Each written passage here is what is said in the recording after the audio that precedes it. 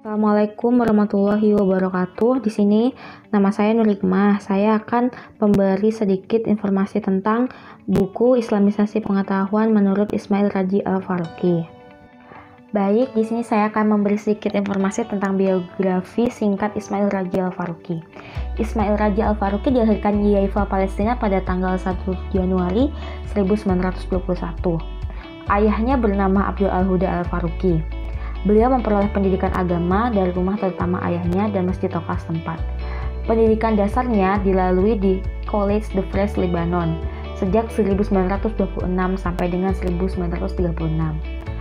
Pada tahun 1941, beliau telah memperoleh gelar BA-nya di The American University Beirut.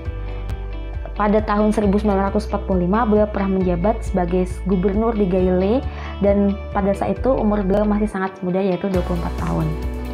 Setelah karirnya sebagai pemimpin berakhir, beliau beralih ke dunia pendidikan atau ke dunia akademik. Pada tahun 1952, beliau berhasil menyelesaikan gelar doktoral atau PhD di Universitas Indiana. Di akhir hidupnya, beliau meninggal dalam keadaan tragis dikarenakan ada suatu kerusuhan di Eropa Barat yang merembet di Amerika Serikat pada tahun 1986. Beliau tewas bersama keluarganya diserang oleh sekelompok orang yang tidak dikenal dan menyebabkan pada saat itu umat Islam kehilangan salah satu filsuf yang memberikan kita pengetahuan tentang Islamisasi pengetahuan. Latar belakang Islamisasi pengetahuan menurut Ismail Radji Al-Faruqi. Latar belakang Islamisasi dikarenakan pada waktu itu umat Islam sangat berada di dalam keadaan yang sangat lemah. Kemerosotan umat Muslim pada saat itu telah menjadikan Islam berada pada zaman kemunduran. Peradaban Barat dan westernisasi telah membawa efek negatif bagi umat Islam. Di satu pihak, umat Islam berkenalan dengan peradaban Barat modern, tapi pihak lain mereka kehilangan pijakan yang kokoh, yaitu pedoman hidup yang bersumber moral agama. Umat Islam sulit untuk menentukan pilihan arah yang tepat. Karenanya, umat Islam akhirnya terkesan mengambil sikap mendua. Pandangan dualisme yang demikian ini menjadi penyebab dari kemunduran yang dialami umat Islam. Untuk menghilangkan dualisme, maka pengetahuan harus diislamisasikan. Al-Faruqi mengatakan bahwa sebelum orang Islam mengalami kerusakan dan kemunduran, mereka harus membangun dan mengklarifikasi disiplin-disiplin ilmu modern yang sesuai dengan pandangan Islam. Pengertian Islamisasi pengetahuan. Islamisasi secara bahasa adalah pengislaman, sedangkan Islamisasi pengetahuan adalah upaya untuk menjadikan ilmu pengetahuan yang didapat manusia sesuai dengan paradigma Islam, yakni ilmu yang berlandaskan pada Al-Quran dan As-Sunnah dan berlandaskan tauhid. Konsep tauhid yang tertanam pada diri seseorang maka akan menghasilkan ilmu yang benar-benar dapat membawa manusia kepada tujuan penciptanya. Maksud dari pengertian ini adalah kita memperoleh ilmu pengetahuan dengan tujuan memperoleh kebahagiaan dunia maupun kebahagiaan di akhirat. Prinsip dasar Islamisasi menurut Ismail Radji Al-Faruqi.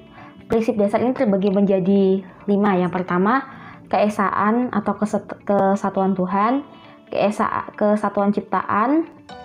Yang ketiga, kesatuan kebenaran. Yang keempat, kesatuan hidup. Dan kelima, kesatuan manusia.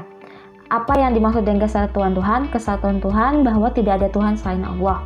Nah, implikasinya kesatuan Tuhan pada Islamisasi ilmu pengetahuan adalah tidak ada, semua ilmu yang ada di dunia ini adalah ilmu yang diciptakan oleh Allah. Memahami realitas sebagai entitas yang terpisah dari realitas absolut atau Tuhan, melainkan melihatnya sebagai bagian integral dan eksistensi Tuhan. Karena itulah Islamisasi ilmu mengarahkan pengetahuan pada kondisi analisa dan sintesa tentang hubungan realitas yang dikaji dengan hukum Tuhan. Yang kedua, kesatuan ciptaan, bahwa semesta yang ada ini, baik yang material, psikis, biologis, sosial maupun etnis, adalah kesatuan yang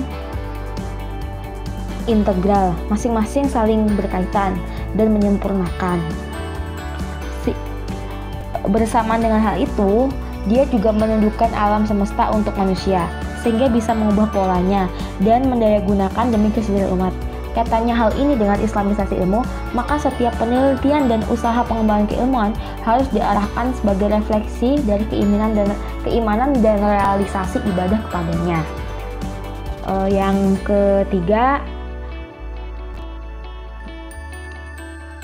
Yang ketiga ada kesatuan kebenaran dan pengetahuan. Kebenaran bersumber pada realitas, dan jika semua realitas berasal dari sumber yang sama, Tuhan, maka kebenaran tidak mungkin lebih dari satu, karena dialah yang menciptakan keduanya. Faruqi merumuskan kesatuan kebenaran ini sebagai berikut. Yang pertama, bahwa berdasarkan wahyu. Yang kedua, bahwa dengan tidak adanya kontradiksi antara nalar dan wahyu, berarti tidak ada satupun kontradiksi antara realitas dan wahyu yang tidak terpecahkan. Yang ketiga, bahwa pengamatan dan penyelidikan terhadap semesta dengan bagian-bagian tidak akan pernah berakhir, karena pola-pola Tuhan tidak terhingga. Betapa mendalam banyaknya seseorang menemukan data baru, semakin banyak pula data yang belum terungkap. Karena itu seorang muslim dituntut bersikap open-minded, rasional, dan toleran terhadap bukti dan penemuan baru.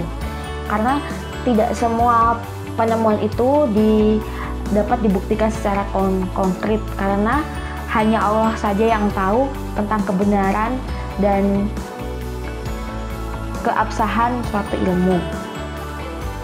Yang keempat, kesatuan hidup. Menurut Al-Faruqi, kehendak Tuhan terdiri atas dua macam, berupa hukum dan sunatullah, dengan segala regularitas yang memungkinkan dan diamati. Dua, berupa hukum moral yang harus kepribadian seorang muslim. Konsekuensinya tidak ada pemisah antara yang bersifat spiritual dan material, antara jasmani dan rohani. Dengan demikian tidak ada lagi pertanyaan bahwa beberapa disiplin surat nilai sedangkan disiplin yang lain bebas nilai dan netral. Yang kelima, kesatuan manusia. Tata sosial Islam adalah universal, mencakup seluruh umat manusia tanpa terkecuali. Kelompok muslim tidak disebut bangsa, suku, atau kaum, melainkan umat. Kaitannya dengan islamisasi ilmu, konsep ini mengajarkan bahwa setiap pengembangan ilmu harus berdasarkan bertujuan untuk kepentingan manusia, bukan hanya kepentingan golongan, ras, dan etnis tertentu. Nah, bahwasanya dari kesatuan manusia kita dapat tahu pentingnya penelitian itu, pengembangan ilmu itu harus bertujuan untuk kepentingan kemanusiaan, untuk kepentingan seluruh manusia yang ada di muka bumi, bukan hanya untuk kepentingan golongan, ras, dan etnis tertentu. Tujuan islamisasi menurut Ismail Raja Al-Faruqi itu terbagi menjadi 5. Nah, secara umum islamisasi ilmu Al-Faruqi dimaksud sebagai respon positif terhadap realitas pengetahuan modern yang sekularistik di satu sisi dan Islam yang terlalu religius di sisi lain, dalam model pengetahuan baru yang utuh dan integral tanpa pemisahan antara keduanya. Nah, terbagi menjadi 5 itu. Yang pertama ada penguasaan disiplin ilmu modern, 2. penguasaan hasanah warisan Islam, 3. membangun relevansi Islam dengan masing-masing disiplin ilmu modern, yang keempat memadukan nilai-nilai dan hasanah warisan Islam secara kreatif dengan ilmu-ilmu modern, dengan pengaruh aliran pemikiran Islam ke jalan yang mencapai pemenuh pola rencana Tuhan. Langkah-langkah islamisasi pengetahuan. Langkah-langkah islamisasi pengetahuan ini terbagi menjadi 12. Yang pertama, penguasaan disiplin ilmu modern. Penguasaan disiplin ilmu modern adalah penguasaan kategoris. Pada langkah awal ini, disiplin-disiplin ilmu modern harus dipecah menjadi kategori-kategori, prinsip-prinsip, metode, problema, dan tema-tema. Pengertian tersebut harus mencerminkan dan terisi sebuah buku. Dan dalam bidang metodologi disiplin-disiplin ilmu yang bersangkutan, hasil uraian tersebut tidak hanya berbentuk judul-judul bab, tapi harus berbentuk kalimat yang memperjelas istilah-istilah teknis dan menerangkan kategori, prinsip, problem, dan tema pokok disiplin-disiplin ilmu yang bersangkutan. Yang kedua, survei disiplin ilmu. Pada tahap ini, setiap disiplin ilmu modern harus disurvei dan ditulis dalam bentuk bagan atau skema mengenai asal-usul, perkembangan, dan pertumbuhan metodologinya. keluasan cakupannya, serta sumbangan pemikiran yang telah diberikan para tokoh utamanya.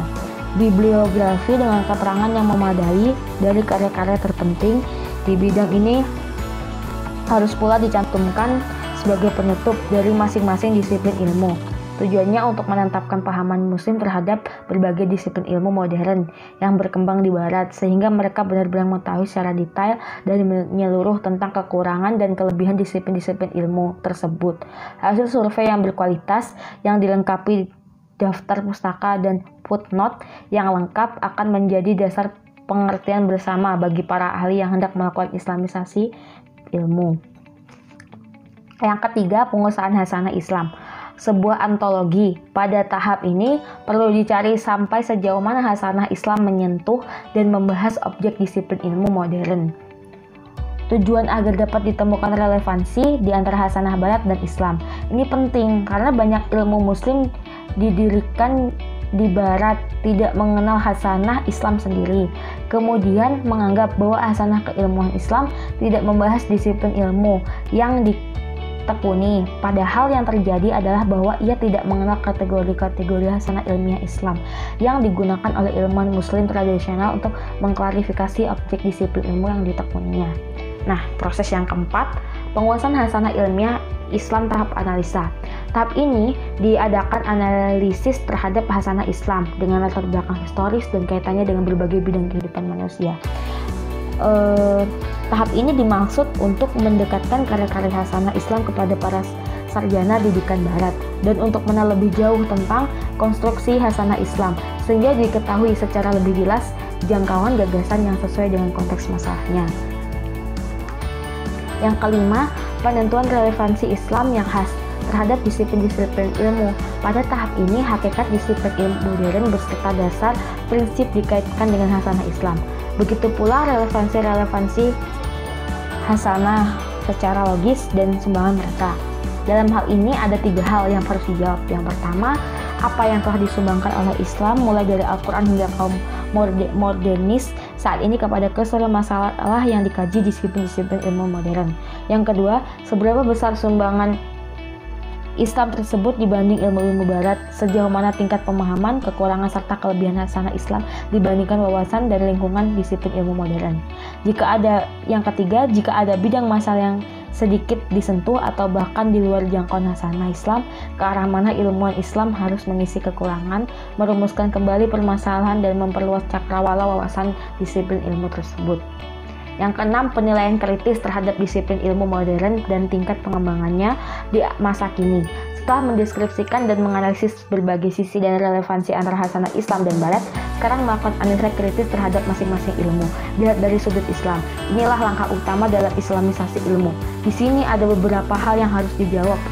Benarkah disiplin ilmu tersebut telah memenuhi visi pelopornya? Benarkah hadis ini telah merelasikan peranannya dalam upaya mencari kebenaran? Sudahkah disiplin ilmu tersebut memenuhi harapan manusia dalam tujuan hidupnya?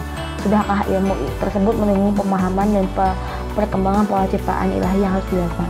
Jawaban atas berbagai persoalan ini harus terkumpul dalam bentuk laporan mengenai tingkat perkembangan disiplin ilmu modern dilihat dari perspektif Islam. Yang ketujuh, penilaian kritis. Nah, penilaian kritis ini ada tingkat perkembangan dewasa ini. Yang dimaksud hasanah Islam ada Al-Quran dan Sunnah. Namun ini tidak berarti bahwa kedua sumber tersebut harus menjadi objek kritik atau penilaian. Nah, di sini juga relevansi pemahaman manusia terhadap wahyu ilahi terbentuk aspek persoalan manusia harus dikritik dari 3 sudut. Yang pertama, wawasan Islam sejauh yang dapat ditarik dari sumber-sumber wahyu beserta bentuk konkretnya dalam sejarah kehidupan Rasul, para sahabat dan keturunannya, kebutuhan krusial umat manusia saat ini. Semua disiplin ilmu Islam tidak relevan lagi. Semua disiplin ilmu modern yang diwakili oleh disiplin ilmu tersebut. Jika hasanah Islam tidak relevan lagi, harus dilakukan koreksi terhadapnya dengan usaha-usaha yang sesuai masa kini. Sebaliknya, jika relevan hasanah Islam perlu dikembangkan dan disosialisasikan. Yang ke-8, survei permasalahan yang dihadapi umat Islam. Setelah diadakan analisis secara kritis terhadap keilmuan modern maupun hasanah Islam, langkah berikutnya adalah mengadakan survei terhadap berbagai problem intern di segala bidang.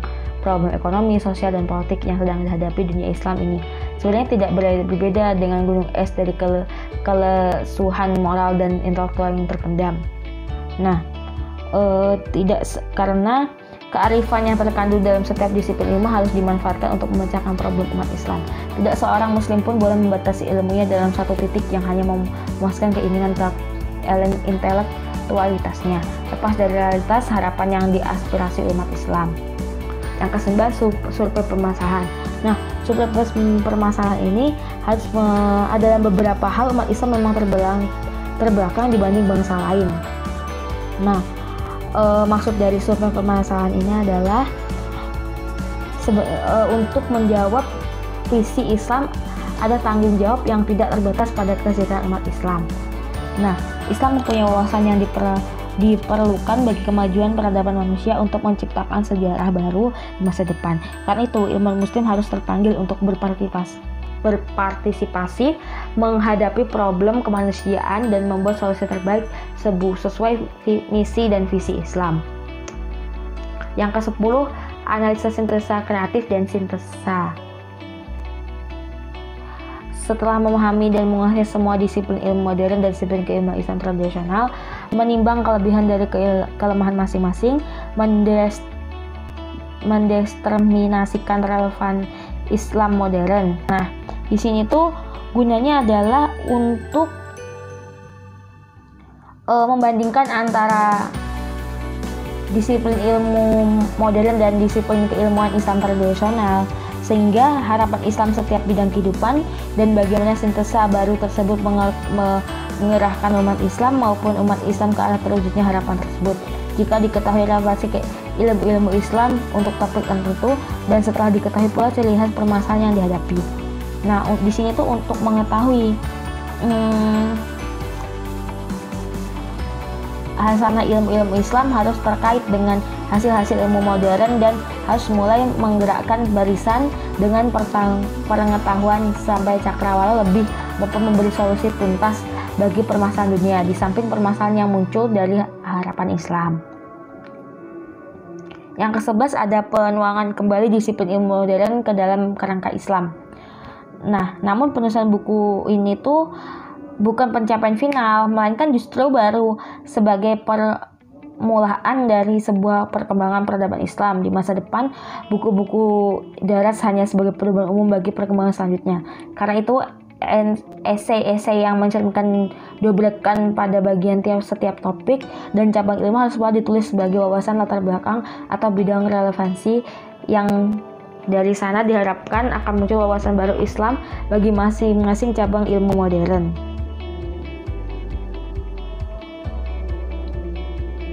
Yang ke-12 ada penyebaran ilmu-ilmu yang telah diislamkan setelah disiplin ilmu modern bisa dituangkan secara baik menyusun karya-karya tersebut ke seluruh masyarakat Islam. Sebab karya-karya yang berharga tersebut tidak akan berarti jika hanya dinikmati oleh orang-orang tertentu atau dalam kalangan terbatas. Maksudnya setelah melakukan disiplin ilmu, udah melakukan mengislamisasikan pengetahuan, hendaknya karya-karya tersebut harus dikontribusikan, dikarenakan suatu karya jika tidak dikontribusikan tidak berarti apa-apa, karena tujuan dikontribusikan agar semua umat Islam dapat mengetahuinya. Langkah-langkah islamisasi pengetahuan Islam Raja Al-Faruqi. Nah, di sini saya memberi untuk lebih jelasnya, di sini ada bagan. Nah, di bagian ini tuh sudah ada penomoran urutan yang dilakukan sebelum penyebaran pengetahuan yang sudah diislamisasikan. Kalian bisa amati, dan jika kurang jelas kalian bisa melihat penjelasannya di slide sebelumnya. Implikasi islamisasi pengetahuan Ismail Raji Al-Faruqi ini tidak cukup hanya sebagai sebuah kajian publikasi. Dari hasil kajian merupakan langkah dalam menyebarluaskan islamisasi pengetahuan kepada masyarakat luas untuk dikenal lebih dalam. Al-Faruqi sebagai penggagas islamisasi pengetahuan memiliki semangat yang sangat besar dalam terciptanya ilmu-ilmu pengetahuan yang sesuai dengan kerangka berpikir Islam. Beliau mendirikan Departemen Islamic Studies sekaligus memimpin hingga akhir hayatnya. Yang didirikan ada beberapa kelompok-kelompok kajian Islam yang didirikan oleh Ismail Raja Al-Faruqi, antara lain seperti Muslim Student Association, American Academy of Religion, dan lain-lainnya. Sekian penjelasan dari saya. Apabila ada kurangnya mohon dimaafkan. Terima kasih sudah mendengarkan dan menonton video saya. Assalamualaikum warahmatullahi wabarakatuh.